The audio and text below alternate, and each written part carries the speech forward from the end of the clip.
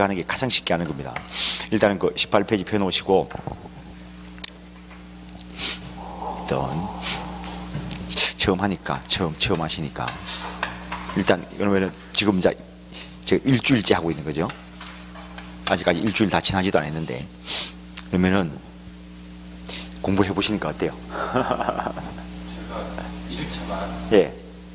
3번 시험 봐가지고 3번 떨어지고 이제 4번째 이유가 뭡니까? 시간이 도저히 안 되더라고요. 현업을 같이 하고 있다 보니까 와. 제 와이프랑 같이 맨 처음에 한 번 했다가 맨 처음에 네, 예. 했다가 제 와이프는 우선 떨어지고 야간을 부르는데 일을 하고 있었고 와이프는 일을 안 해가지고 그래도 합격을 했어야 정상인데 지금 그좀 세월이 지났으면. 그게 또 텀이 매 해마다 본 게 아니고 2년 보고 1년 보고 그 다음에 쉬고 그 다음에 보고 그 다음에 쉬고 그거 뭐야? 민법하고 학개론하고 어느 게 점수는 비슷하게 나왔던가요? 아니면 꽈락이 나가 떨어지던가요? 맨 처음에는 학개론이 쉬웠고요.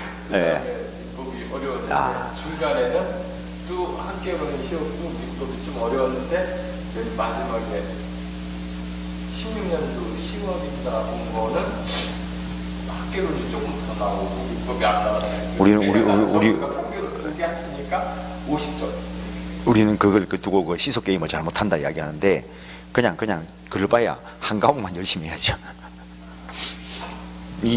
그래가지고 이제 그렇게 했을 때는 이거는 기출 문제 위주로 보는 거고 이거는 진짜 열심히 해야 되는 거죠. 그러니까 이걸 80점 맞추면은 이걸 40점 맞으면 되는데 그러니까 이 80점 맞추기 위해서 이건 열심히 해야 되지만 이거는 기출 문제만 보면은 기출 문제를 가지고 40문제를 맞추려면은 40문제 중에서 40점 맞추려면은 이걸 16개 맞추면 되거든요. 16개를 맞추기 위해서 객관식에서는 내가 정확하게 아는 게 12개면 돼요. 모르는 걸 풀면 안 돼요. 모르는 걸 풀면 무조건 틀려요.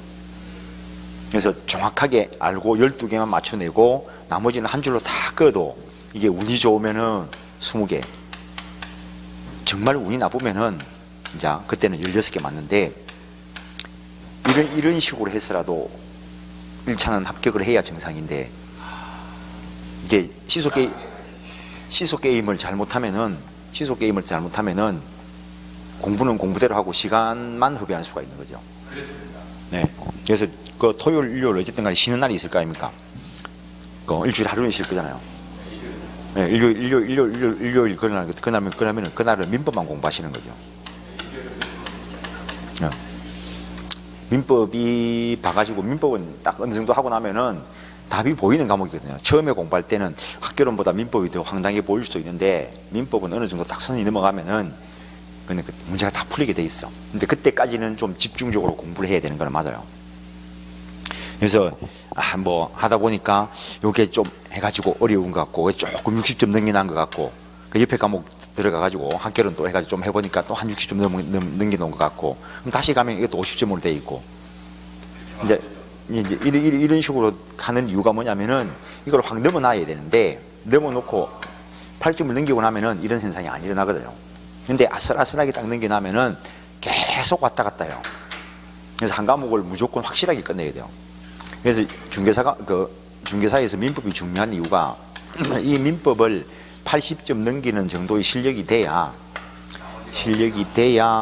이게 2차 과목에 들어가 보면은 등기법을 다 맞추려 하면은 이게 안 받쳐주면은 이걸 다 맞출 수가 없어요.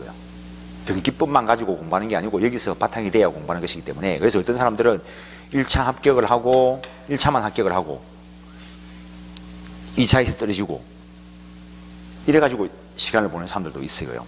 그래서 1차, 2차 중개사 시험 공부는 1차, 2차를 동시에 하는 게 쉬운데 일단 민법을 이 정도 넘겨놓고 그다음에 이걸 다 맞추고 하다 보면은 지적법 이거는 별로 어려운 게 없어요. 몇 개 외우면 될 정도인데 이거는 외우는 것만 가지고는 절대로 안 되는 거예요. 오히려 더 힘들죠. 이거는 사실은 몇 개만 외우면 되거든요. 그래서 이거는 뭐 내가 나가면 이거 그냥 이번에 그냥 한 3주 정도 하고 이쪽은 5주나 아니면은 뭐 9주 하면은 이걸 6주를 할 거고요. 이쪽은 어찌 보면은 민법보다 더 어려울 수도 있어요. 처음 공부할 때 등기법은. 그 다음에 요게 돼야 요 중개사법을 어느 정도 넘길 수가 있어요. 그러면은 예를 들어 가지고 이거를 80점을 맞고 이거를 90점을 받고 그러면은 이거 하고 세법 과목이 있는데 요거 합쳐 가지고 그냥 60점 정도 받고 이게 60점 되면은 요거는 사실 90점 받을 필요 없죠. 8점 받고 그러면은 공법을 40점 받으면 합격하는 거죠. 이게 정확하게 들어서 있어야 돼요. 아무 기준도 없이 무작정 열심히 하는 그 시험 공부할 때 열심히 하는 게 가장 나는 멍청하다고 생각해요. 딱 까놓고 이야기해가지고 특히 객관식 시험 치면서 절대평가 시험 칠 때는 이런 것들이 나름대로 머릿속에 정리가 돼야 돼요. 일단 그 정도 하고 그냥 교과서 한번 확인해 보죠. 책에 뭐가 있나만 보시죠. 18페이지요. 사실은 뭐 지적법 같은 경우는 뭐 특별하게 설명할 것도 없어요. 오히려 설명하는 게 더 어려운데 18페이지 그 지적이란 국가가 국가의 통치권에 미치는 영토를 필지 단위로 구역하고 토지의 표시와 법적 권리관계 등을 공적장부인 지적공부에 등록 공시하고 이를 이용 관리 활용하는 행위를 말한다. 결국에 이것 가지고 계속 동의어 반복을 하고 있는데 일단 지금 하는 게 부동산 공시와 관련된 걸 할 거고 그다음에 뭐 어떤 지적과 관련되어서 일단 예전에 지적법 있던 그 부분만 시험에 나와요. 지금은 공간구조 뭐에 관한 법률 해가지고 범위만 넓혀놓은 것이고 그 다음에 등기. 그런데 여기서는 지금 토지 물리적 사항 위주로 이야기를 할 것이고 여기서는 토지뿐만 아니라 건물에 대해서도 이야기할 거란 거죠.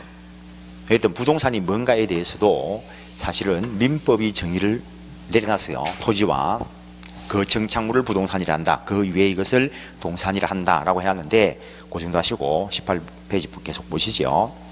일단 공간정보의 구조 및 관리에 관한 법률을 해놨는데 목적 대부분은 공법은 1조에서 목적을 정하고 있어요. 공간정보의 구축 및 관리에 관한 법률은 청량 및 수로조사의 기준 및 절차와 그냥 보는 것이고 지적공부, 부동산 종합공부의 작성 및 관리 등에 관한 사항을 규정함으로써 국토의 효율적 관리와 해상교통의 안전 및 국민 소유권 보호에 기여함을 목적으로 한다라고 해놓고 그 다음에 등록 주체는 당연히 국가인데 국가 스스로 하는 것이 아니고 위임을 해서 국가 사무를 담당하는 시장군수 구청장이 이 사무를 처리할 것이다라는 것. 이때 시장군수 구청장 일단 뭐 시장군수 구청장 이 사람들은 이중적 지위를 가지고 있는데 지자체장의 위치도 있지만 어떤 국가로부터 위임을 받아서 국가 사무를 처리하는 위치도 있는데 요 위치에서 등록 주체가 된다라는 것, 그 정도 개념 정리하시는 거고, 그다음에 등록 객체 어떤 대한민국의 통치권이 미치는 모든 영토로서 한반도와 그 부속 도서를 말한다.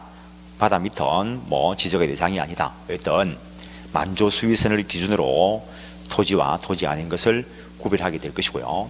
등록 공부, 토지의 물리적 현황과 법적 권리관계 등을 공시하는 공적 장부인 지적 공부를 말한다라고 해놨는데 어떤 지적과 관련돼서 요 토지와 관련돼서 기록하는 공부로는 뭐 이것도 계속 반복되고 있어요. 일단 토지 대장 그리고 이와 관련돼서 지적도가 있고 그 다음에 임야대장 이런 거 가지고 고민하는 거 아니죠. 임야도 있고 그 다음에 공유지 연명부 대지권 등록부 그 다음에 경계점, 좌표, 등록부 이런 것들 있다라는 것 정도 이런 것들 이름만 들어보는 것이고 공부할 때 외울 필요 없는 거죠. 그 다음에 등록사항 도대체 뭘 기록할 것인가 그래서 요 토지에 대한 것들을 기록할 것인데 이 토지와 관련해서 가장 기본적인 거 어디에 위치하고 있는가 소재 근데 뭐 소재 이거는 과거에 치면은 주소 이야기할 것인데 어떤 소재라고 읽어줘야 될 것이고, 그 다음에 뭐 어느 지역에 있는 그 토지들을 무수히 많을 것인다. 그러니까 딱 특정하려고 하면은 지번까지를 기록해야 될 거란 거죠. 그 다음에 대체로 어느 용도로 쓸 수 있는가와 관련해서 지목을 기록할 것이고, 그리고 면적을 기록한다는 거죠. 그 다음에 도해 지적의 경우에는 뭐 경계를 기록할 것이고, 그 다음에 경계점 좌표 등록부 여기에는 좌표를 기록하게 될 것이라는 거예요. 근데 토지대장의 경우에는 소재, 지번, 지목, 면적뿐만 아니라 소유자에 관한 사항도 기록하는데, 소유자, 누가 소유자인가 당연히 이름을 기록해야 될 것이고, 뭐 이름, 동명이인이 많으니까 주민등록 번호 기록해야 될 것이고, 그리고 결국엔 토지 소유자를 찾으려고 하면은 그 사람의 주소 정도는 기록돼야 될 것이란 거죠. 이런 것도 외우는 거 아니고 그때마다 확인하는 것이 되는 것이고, 등록 방법, 모든 영토에 대한 지적 청량과 토지 이동 조사를 실질적으로 실시하여 지적 공부에 등록하는데, 지적의 3요소라면은 일단 대상, 토지, 그리고 이것들을 공부에 등록한다라는 것 그냥 읽어보시는 거고, 그 다음에 20페이지 보시면은 지적 대도의 분류해놨는데, 발전 과정에 따라서 뭐 세지적, 법지적, 다목적 지적 이렇게 구별을 해놨는데, 이것도 역시 고민할 필요 없는 것이고요. 맨 처음에 이 지적 제도를 만드는 이유는 세금을 부과하기 위해서요. 세금을 부과하기 위해서 일본 애들도 뭐 30년대에 1930년대에 토지조사령 발표해서 토지대장을 만들고 했던 게 결국에는 세금 거두기 위해서였어요. 그래서 토지조사령 뭐 발표를 해가지고 조사해 보니까 토지가 이 한반도 30% 정도라는 거예요. 그래서 결국에는 다시 임야조사령 이런 거 해서 임야에 대해서 했는데 이 70% 조사하게 되었다는 거죠. 그럼 맨 처음에 이런 것들을 하게 됐던 것들은 세금을 부과하기 위한 것이었다는 거죠. 그 다음에 소유자까지 등록하고 소유권과 관련된 이야기하는 그런 것들을 법지적 또는 소유지적이다라고 이야기를 하고, 이거 외에도 국토를 종합적으로 관리하기 위해서 이제 한 단계 더 나아가는데 그것을 다목적 지적이다라고 이름 붙여놨다는 거죠. 그냥 읽어보는 거고. 그래서 세지적 토지에 대한 조세를 부과하기 위하여 했던 것이다. 그 정도만 하면 돼요. 법지적은 그 조세 부과뿐만 아니라 소유자까지 등록하는 것이다라는 것. 그다음에 다목적 지적은 나아가서 거기에 토지 이용 계획을 위해서 뭐 상하수도, 전기, 전화, 가스 등 공공시설물, 인구 통계 자료 이런 것들을 다 수집해서 관리한다라는 것. 그 정도 관념 가지시면 되고, 청량 방법에 따라서 도해 지적과 수치 지적으로 나누는데, 도해 지적이라면은 결국에 그 지적도 임야도 생각하면 돼요. 그 다음에 수치 지적이라면은 경계점, 좌표, 등록부 생각을 하시면 되는데, 근데 요거의 장점은 정밀하기는 해요. 정밀하기는 하는데 요거의 단점은 비용이 너무 많이 들고, 그러면은 지적도와 임야도는 저기에 비해서는 정밀도는 떨어지지만, 정밀도는 뭐 경계점, 좌표 등록보다 그 정밀도는 낮지만 뭐 제작하는데 저거에 비해서는 비용이 저렴하다, 이런 거 하나 보는 것이라고요. 혹시라도 하면은 지문에 한번 뭐 하나 쭉 나오는 거고 그냥 맞추라고 주는 거죠. 그래서 도해 지적 결국에는 선으로 경계를 표시하는 것인데, 장점은 뭐 비용이 저렴하다 그 말이고, 비용이 저렴하고 고도의 기술을 요하지 않는다. 그 다음에 단점은 정밀성이 떨어진다는 거고, 수치 지적, 경계점 좌표 등록부하고 연결되는 것인데, 이것은 그 경계를 선이 아닌 좌표로 표시하는데 정밀성이 높지만 고도의 전문성이 있어야 되고 비용이 많이 든다라는 것. 그 다음에 등록 대상에 따라서 2차원 지적, 3차원 지적 나누는데, 2차원 지적은 평면 지적, 그냥 도면에 그려놓은 것을 이야기하는 것이고, 3차원 지적은 입체 지적이다라고 이야기하는데 뭐 컴퓨터 그래픽이다라고 생각을 하시면 돼요. 근데 아직까지 우리나라는 2차원 지적에 머물러 있다는 거. 등록 의무에 따라서 신청 이하를 불문하고 국가가 실질적으로 조사하여 적극적으로 등록하는 적극적 지적이 있고, 그 다음에 신청에 의해서 등록하는 소극적 지적이 있는데 우리나라는 적극적 지적을 택하고 있다는 것. 그래서 우리나라 지적제도는 일단 법 지적 단계까지 왔고 원칙적으로 도의 지적을 취하고 있고, 그 다음에 개발지역은 수치지적, 경계점, 좌표 등록부를 두는 수도 있다는 것. 그 다음에 평면 지적이고 적극적 지적이다라는 것 넘기시고, 22페이지 지적의 기본 이념. 이것도 그냥 읽어보는 거예요. 외우려 하실 필요는 없어요. 그 객관식 공부를 하시면서 무조건 외우려 하는 사람들 내가 이해를 못 하겠어요. 아마 본인 생각해 보십시오. 객관식 시험은 시험지 지문에 다 써놨어요. 다 써놨어요. 그래서 이 지문을 푸는데 지문이 5개인데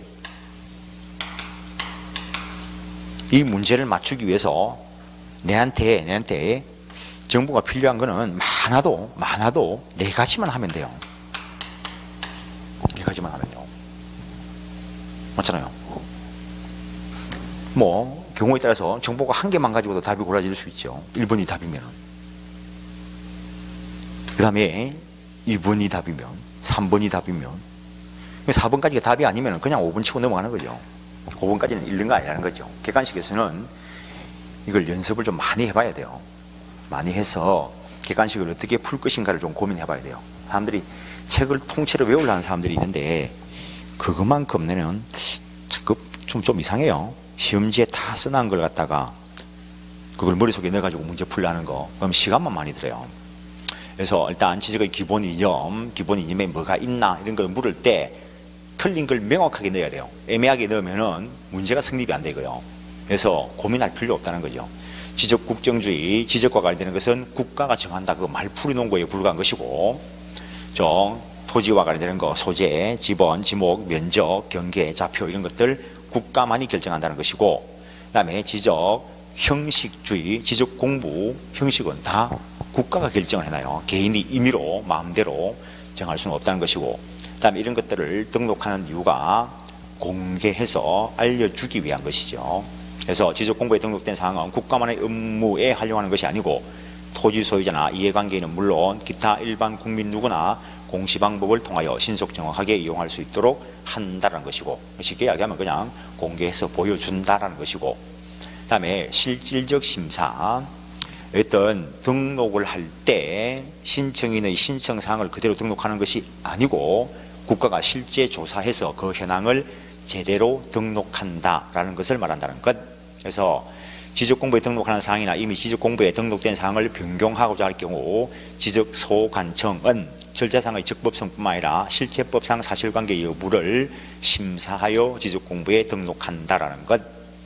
그래서 현행 법원 지적 청량을 실시하는 사항에 대한 지적 소관청 시도지사에게 청량 검사를 받아야 하는 경우 지적 청량을 실시하지 않는 사항에 대한 토지 이동 조사라는 방법을 채택하고 있다는 것. 그냥 그 정도 한번 보시는 거고, 직권 등록주의, 신청을 받아서 신청된 것만 등록하는 것이 아니고 국가가 강제적으로 직권으로 등록한다라는 이야기요. 다음 공부를 하고 난 뒤에 지적제도와 등기제도를 비교하는데, 이것도 공부를 잘못하면 그냥 외우는 수가 있어요. 그냥 지금 표를 그냥 한번 보시는데, 지적제도와 등기제도는 근거법이 일단 다르다는 거. 등기제도는 부동산 등기법에 근거한 것이고 지적제도는 공간정보의 구축 및 관리 등에 관한 법률에 근거한 것이라는 것. 내용 조금 전에 말씀드린 거, 토지에 대한 소재, 지번, 지목, 면적, 경계, 좌표, 그것까지도 외우지 마시라고요. 많은 사람들이 이거 소, 지지, 그런 거 하지 마시라는 거예요. 나오는 대로 그냥 읽어주시라는 거예요. 객관식 시험을 칠 때는 두 문제 따가지고 외우는 것보다는 교과서를 그냥 읽어 놓는 게 나아요. 시험지 지문에도 교과서에 있는 걸 그대로 쓸 거니까. 그 다음에 어쨌든 주된 것이 등록 대상인 객체, 즉 토지에 대해서 제대로 공시하고자 하는 것이고, 등기제도는 그 객체에 대한 주체, 즉 소유자를 제대로 공시하기 위한 것이다라는 것. 주된 목적은 지적제도는 토지의 물리적 사항, 등기제도는 권리자에 관한 사항을 공시하기 위한 것이다라는 것. 기능, 지적제도는 사실관계를 중시하고 실체관계를 따지는 거고, 다음에 등기제도는 권리관계를 따지는 거고, 기본 이념, 지적제도 조금 전에 보신 거고, 등기는 나중에 가보면은 신청에 의해서 개시되는 것이 원칙이라는 것. 등기도 신청에 의해서만 개시되는 것은 아니고 신청 또는 촉탁 또는 직권, 명령에 의해서 행해지기도 한다는 것. 그 다음에 등기는 기본적으로 두게 된 이유가 민법 186조 때문에 두게 된 것이다 라고 생각하고, 186조는 법률행위에 의한 부동산 물권 변동은 등기하여야 효력이 발생한다. 그것 때문에 두게 된 것이기 때문에 등기는 원칙적으로 성립 요건에 해당한다는 이야기요.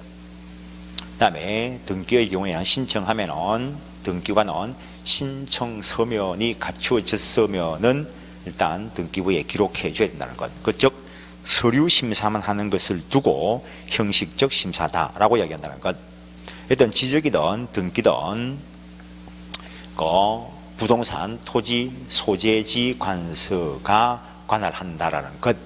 그래서 물적 편성주의는 쉽게 이야기하면은 물건 있는 관공서가 관할한다는 이야기요.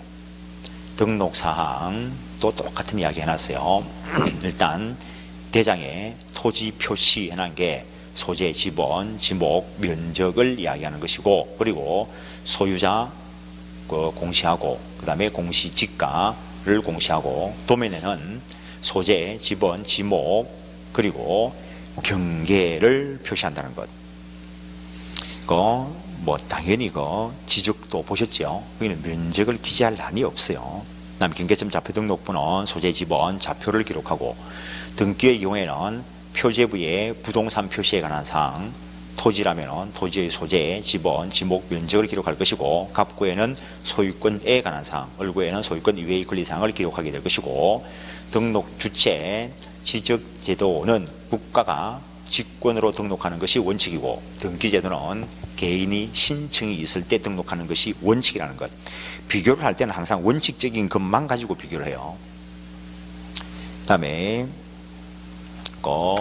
객체 지적제도는 토지만을 대상으로 하는데, 등기제도는 토지와 건물을 다 대상으로 하고, 신청과 관련돼서 지적도 단독 신청을 허용하긴 하지만 어쨌든 전체적으로 직권 등록주의를 취하고, 등기제도는 당사자 신청주의를 취하는데 원칙적으로 공동신청이 원칙이라는 것. 공동신청을 원칙으로 하는 이유가 결국에는 권리 위주로 하는 것이기 때문에, 권리 다툼 문제 때문에 공동신청하게 한다는 것.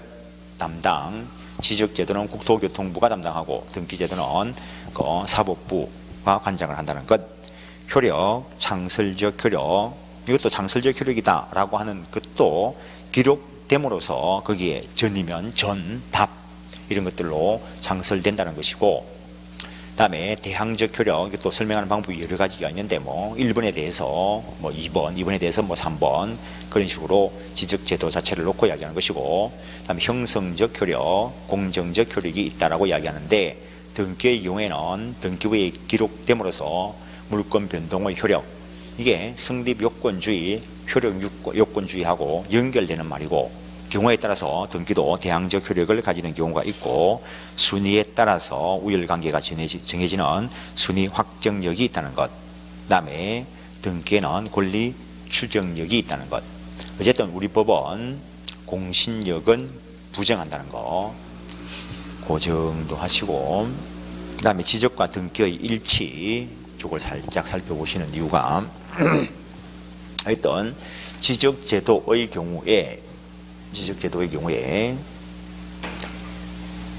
토지대장, 임야대장에 기록되는 것이 조금 전에 말씀드린 소재, 그리고 지번, 그리고 지목, 면적이 기록이 되고, 그리고 소유자에 관한 사항을 기록한다라고 이야기했어요. 소유자의 이름과 그다음에 주민번호, 그리고 주소를 기록한다라는 것. 근데 토지 등기부를 보면은 일단은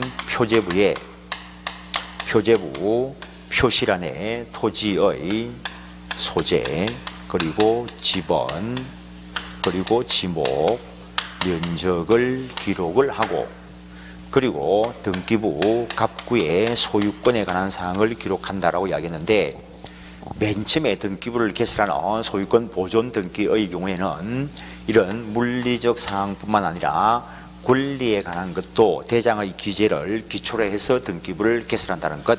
그래서 여기에 갑구의 소유자, 이름, 그리고 주민등록 번호, 그리고 주소를 기록한다는 것. 그리고 얼구에 기록할 것들이 있으면 소유권 외의 권리에 대해서 기록을 할 것인데, 이거는 일단 지적제도하고 직접적인 관계는 없다는 이야기요.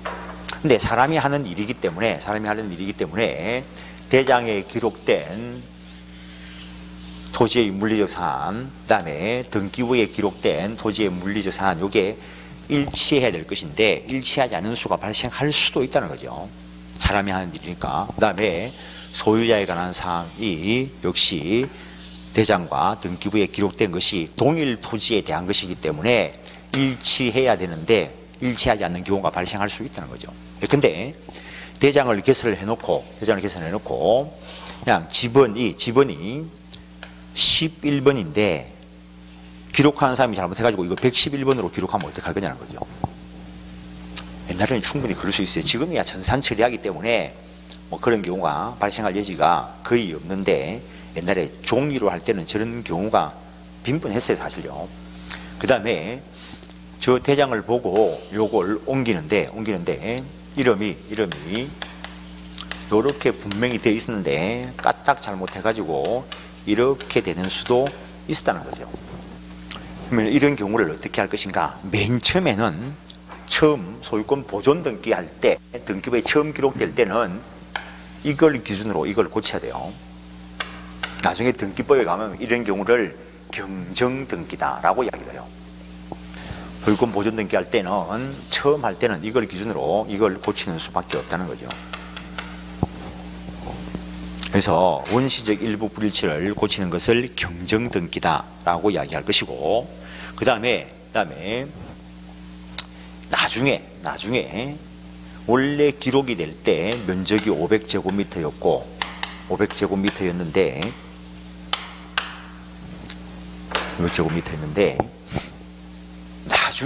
나중에 요게 일부가 멸실돼 가지고 200제곱미터가 바다 밑에 들어가서면 300제곱미터만 남아요.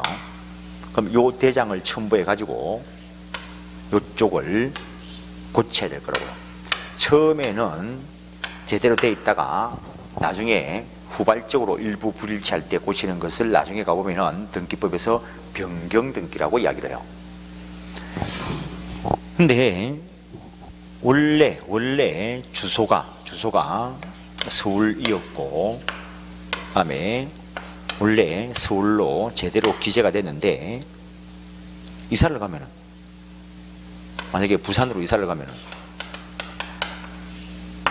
후발적 일부 불일치 현상이 일어나는 거, 이런 경우를 나중에 역시 변경 등기다라고 이야기할 거라는 거죠. 조금 전에 이야기한 게 표지부 표시란에서 경정 등기가 일어날 수도 있고 변경 등기가 일어날 수도 있고, 갑구나 얼구에서도 경정 등기, 변경 등기가 일어날 수 있다는 이야기요. 근데 이제는 소유자가 매매를 하게 되면은 매매로 인한 소유권 이전 등기부가 먼저 기록이 된다는 거죠. 등기부에 먼저 기록이 되고 난 뒤에 요 사실을 통지해주면은 지적소관청에서 요것을 변경 등록하게 될 거라는 거죠. 그래서 맨 처음에 등기부를 개설할 때는 물리적 사항뿐만 아니라 권리에 관한 것도 대장의 기재를 기초로 해서 등기부를 개설, 소유권 보존 등기를 하는데, 등기가 되고 난 이후에 권리자가 바뀌면은 등기부의 기재를 기초로 해서 대장의 기재를 고칠 수밖에 없다는 이야기요. 그 다음에 물리적 사항은 항상 대장이 기준이고, 바뀌더라도 대장을 먼저 고치고 난 뒤에 등기를 고쳐야 된다는 이야기요. 그래서 이런 일치시키는 과정이 필요한데, 24페이지 보시면은 지적제도는 토지에 대한 사실관계를 공시하고 등기제도는 토지에 대한 권리관계를 공시하는 것이 주된 목적인데 어떤 공통된 기록사항이 있으면 서로 일치해야 된다는 거죠. 토지 표시가 불일치하게 될 때 지적 공부상 토지 이동 정리로 인하여 토지 등기부 표제부에 변경 등기를 할 필요가 있는 경우에는 지적소관청은 지체 없이 관할 등기소에 그 등기를 촉탁하여야 한다. 등기부가 개설되고 난 뒤에 요게 바뀌면은 소유자가 이걸 가지고 신청을 해도 돼요. 신청을 해도 돼요. 근데 소유자가 신청 안 한다고 해서 이걸 불일치한 상태로 놔둘 거냐는 거죠. 그래서 이런 경우에는 지적소관청이 촉탁해서 촉탁 등기가 행해질 수 있다는 것. 그래서 부동산 표시 변경 등기 신청 의무와 관련돼서 토지의 분합, 멸실, 면적의 증감, 지목 변경이 있을 때 그 토지 소유권의 등기 명의인은 1개월 내에 그 등기를 신청하여야 한다라고 해놨어요. 그래서 신청 안 하면은 촉탁에 따라서 등기를 해주면 된다는 이야기요. 그 다음에 경우에 따라서는 이게 이렇게 변경이 되었는데 이게 내나 500제곱미터로 그대로 되어 있다고 보자는 거죠. 사람이 하는 일이니까. 그때 매매로 인한 소유권 이전 등기를 할 때 대장을 첨부해요. 대장을 첨부해야 하는데 첨부된 대장하고 등기부의 기록이 일치하지 않으면 등기 안 받아준다는 거예요. 그래서 이 소유권 이전 등기 등기를 하기 전에 먼저 요것을 일치시키는 변경 등기를 한 후 표제부 표시란에 변경 등기를 한 후 이전 등기를 해야 받아준다는 이야기요. 그래서 내 같은 경우에 실제로 등기를 신청하는데 신청할 때 저게 변경 안 되고 이것만 하면은 등기관이 각하시킬 수도 있어요. 좋은 등기가 만나면은 요거 보정해라고 보정명령이 나와요. 보정명령에 따라서 보정을 하면은 이걸 해줄 거고 보정 안 하면은 결국에 각하시켜 버린다는 거죠. 건물의 분할, 번호, 종류, 구조 변경, 면적의 증감, 부속 건물의 신축, 그 다음에 건물 대지 지분 변경, 대지권 변경, 소멸 멸실 이런 때 그 건물 소유권의 등기 명의는 1개월 내에 등기를 신청해야 한다. 일단 1개월 살짝 관하는 것이고, 불일치 사항의 통지, 지적소관청은 등기부의 부동산 표시가 대장과 일치하지 아니한 경우에는 등기소에 통지하여야 하며 통지받은 등기소는 1개월 이내에 소유자의 신청이 없는 경우에는 직권으로 지적소관청의 통지에 따라서 변경 등기를 하고 그 결과를 소유자에게 통지해 준다라는 것. 등기 신청 각하 조금 전에 말씀드린 거, 등기 기록에 기록된 부동산 표시가 대장과 부합하지 아니한 경우에는 그 부동산 소유권의 등기 명의는 부동산 표시 변경 등기를 하지 아니하면 당해 부동산에 대한 다른 등기를 신청할 수 없다라는 거. 그래서 이것부터 먼저 일치시켜 놓고 다른 등기를 해야 된다는 이야기입니다. 그 다음에 소유권과 관련돼서 지적공부의 소유자 등리, 지적공부에 등록된 토지 소유자의 변경사항은 등기관서에서 등기한 것을 증명하는 등기완료통지서, 등기필정보, 등기사항증명서, 등기관서에서 제공한 등기전산 정보 자료에 따라서 정리하는데 소유권 변경 사실의 통지, 지적공부에 기록되는 거, 등기부에 기록되는 것 중에서 권리자에 관한 사항의 변경은 등기부 쪽에서 먼저 일어난다는 거죠. 그러면은 그게 변경되고 나면은 결국에 일치시켜야 될 것이니까 등기소에서 소유권 변경 사실을 통지한다라는 거예요.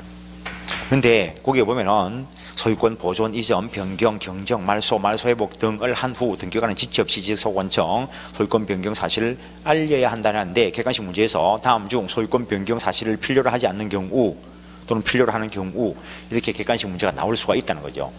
그렇다고 해서 소유권 보존, 이전, 변경, 경정, 말소, 말소회복 등기 이걸 외울 사항은 아니라는 거죠.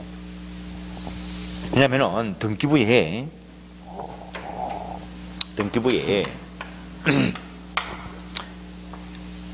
갑구에 A에서 B로 이전이 되면은 이렇게 이전된 사실을 지적소관청에 통지를 할 거라는 거죠. 근데 그러면은 이렇게 통지가 되면은 지적소관청에서도 변경 등록을 해서 소유자를 B로 등록을 할 건데 요 소유권 이전 등기가 위조됐다는 것을 이유로 말소시켜버리면 다시 소유자는 A로 변경된 거라고요. 그 다음에 만약에 뭐 주소가 바뀌면 주소 바뀐 것도 결국에는 일치를 시켜야 되더라고요. 그래서 말소나 말소 회복, 이전, 변경 이런 소유자에 관한 사항에 대해서 변경 사실이 발생했다면 그것을 알려줘야 된다는 거죠. 그 다음에 지적, 공부, 소유자 정정과 관련돼서는 지적 공부에 등록된 토지 소유자의 정정사항은 등기관서에서 등기한 것을 증명하는 등기완료 통지서, 결국에는 등기소에서 이걸 통지를 해줘요. 등기소에서 통지를 해주는 게 법이라는 거죠. 근데 사람이 하다 보니까 이걸 누락했을 수도 있어요. 근데 통지를 했는데 저쪽에서 기록하는 걸 누락할 수도 있어요. 그러면 여기서는 변경이 이미 기록이 되어 있는데 저쪽에 기록이 없는 거라는 거죠. 그러면은 이 사람이 등기하면서 받아놓은 그 자료들을 갖다가 첨부해가지고 이걸 변경시켜 달라라고도 할 수 있는 거죠. 어차피 일치시켜야 되니까. 그래서 그런 마인드만 가지시는 거고, 그 다음에 용어 정리, 청량. 옛날에는 내가 이 공시법 강의를 할 때 진짜 청량법까지 공부를 했어요. 근데 요즘은 안 해요. 무시해요. 한계가 나올 수 있는데 이 한계 때문에 공부하기에는 청량이 너무 복잡해요.